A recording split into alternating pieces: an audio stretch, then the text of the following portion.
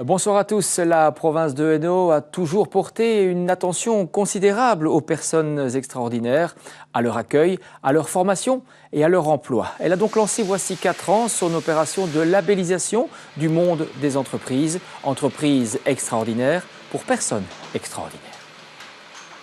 Une entreprise qui engage une personne handicapée, une personne extraordinaire. Une société qui sous-traite avec une entreprise de travail adaptée. Un magasin qui adapte ses locaux pour accueillir des personnes extraordinaires. Toutes ces déclinaisons de l'intégration des personnes handicapées peuvent postuler pour obtenir le label Entreprise extraordinaire pour personnes extraordinaires que la province de Hainaut délivre depuis 2010, comme les 10 qui les ont déjà obtenus. Le label est vraiment ouvert à toutes les entreprises, depuis la très petite entreprise jusqu'à la grande entreprise.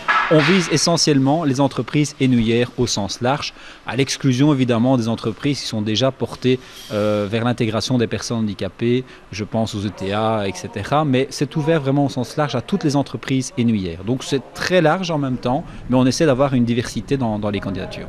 On a des candidatures très diversifiées. Je pense à la première édition avec DeliXL, qui est une entreprise qu'on connaît bien dans la région, qui est une grande entreprise. Mais c'est vrai que, par exemple, Autolutre, l'année dernière, avait reçu le label. C'était un petit garage. Il y a quand même quelques travailleurs. Et c'est vrai que, justement, ce type d'action mérite également d'être mis en avant. Donc, on reçoit des candidatures d'un peu partout. On reçoit des candidatures assez diversifiées, mais je pense que justement c'est la richesse de ce type de label qui permet de mettre en avant des entreprises dont on n'aurait peut-être pas soupçonné qu'elles organisent ce type d'action. On est très sensible justement aux très petites entreprises et aux moyennes entreprises qui justement font la démarche d'intégration d'une personne au sein de l'entreprise, mais on met aussi en avant des entreprises qui parfois sous-traitent auprès d'une entreprise de travail adapté la production. Pensons à NaturaWash dans le cadre de la première édition, ou bien des entreprises qui n'engagent pas nécessairement du personnel, mais sont très sensibles à la personne handicapée au sens large. Et c'est vrai que dans les lauréats passés, on retrouve des indépendants, des PME, mais aussi de plus vastes entreprises de commerce et de production. Des gens qui sont sensibilisés à la richesse que peut apporter une personne handicapée à leur métier, parce que ce n'est pas parce qu'on a du mal à se déplacer, par exemple, que l'on ne peut pas abattre un travail de bureau impeccable. Et ça, on l'oublie trop souvent. C'est donc un retour à cette notion de la fin du siècle dernier, celle d'entreprise citoyenne.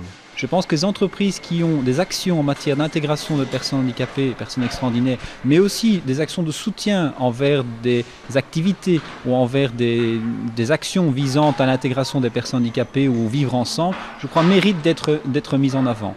L'opération est donc relancée en 2013 et on peut facilement la rejoindre. On a un mini-site internet opération label entreprise extraordinaire pour personnes extraordinaires sur le site hainaut.be. Les documents sont téléchargeables tout à fait gratuitement.